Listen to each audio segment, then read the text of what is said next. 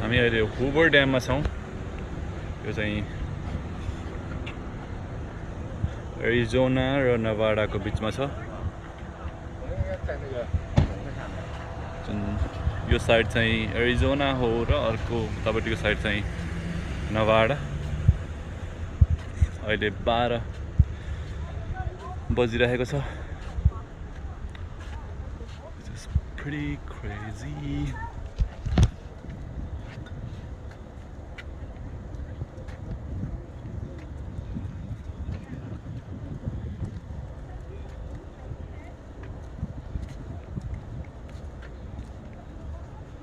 आजभन्दा 100 वर्ष अगाडि बनाएको हुबर ड्याम।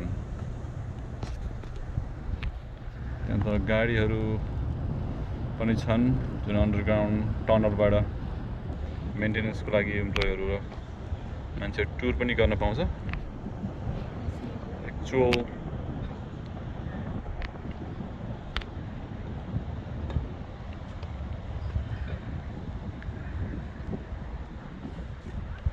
लेक चाहिँ यतापट्टि छ, लेक मीड।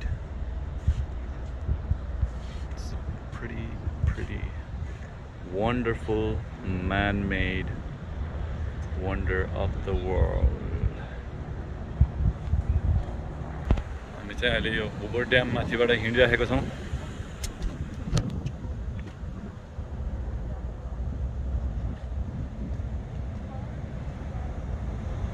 एक 100 वर्ष अगाडि कसरी मान्छेले सोचेको होला यस्तो।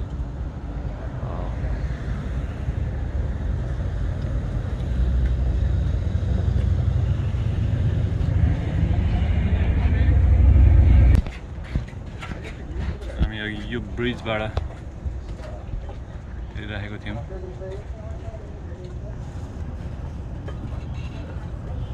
There's still people there watching it.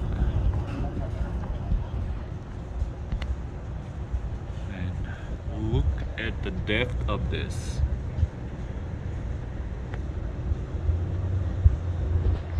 At least a kilometer. I don't know the exact depth right now. Just need to look up the internet.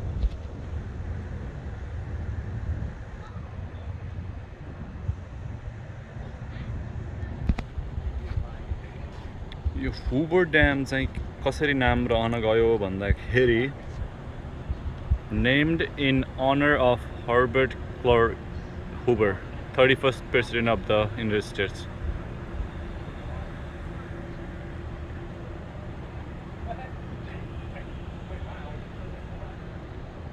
Wow.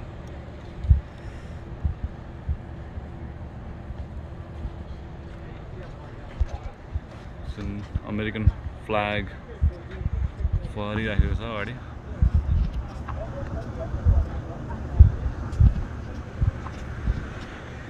हामी चाहिँ अहिले नभाडा साइडमा छौँ।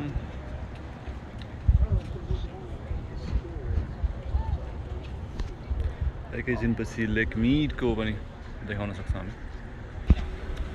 हामी अहिले चाहिँ हुबर ड्यामको अर्को अपोजिट साइडमा छौँ जहाँ चाहिँ लेक मीड छ। यहाँ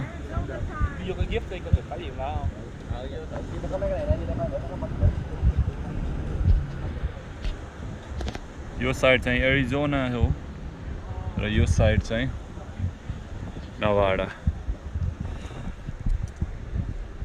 The water is all the way down. यो जति पनि सेतो सेतो भाग देखिन्छ त्यहाँसम्म चाहिँ पानी आउन सक्छ, आएको पनि रहेछ पहिला पहिला। अहिले सायद drought, overuse of water, so many reasons might be there.